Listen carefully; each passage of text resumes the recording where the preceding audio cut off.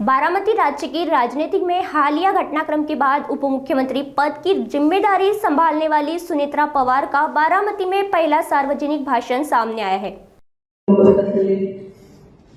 राज्याचे कृषी मंत्री हर्षवर्धन पाटील जी,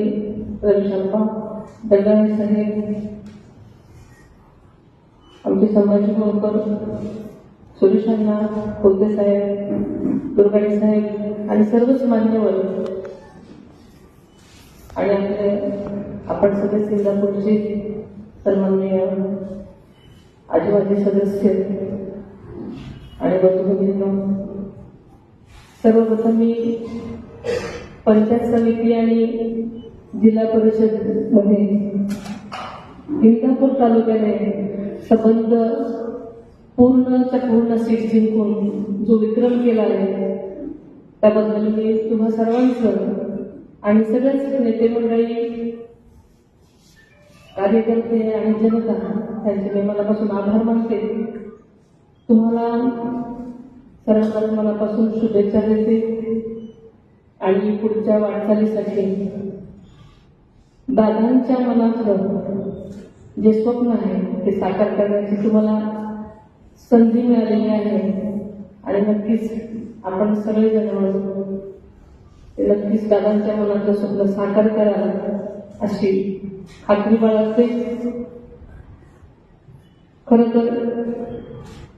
हर्षवर्धन साहेबांनी आणि मामांनी सांगितल्याप्रमाणे मला आयुष्यात कधी वाटलं नव्हतं की मी इथे तुमचे शिकवले।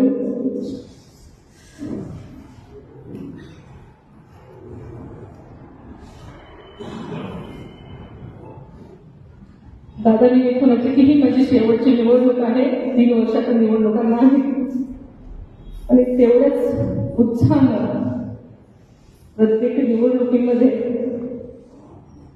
जीवाचं रान त्यांनी करायचं ठरवलेलं असतं, त्यांचं कामच असतं आणि त्याच्यामुळे ते सकाळी इकडे यायला निघाले।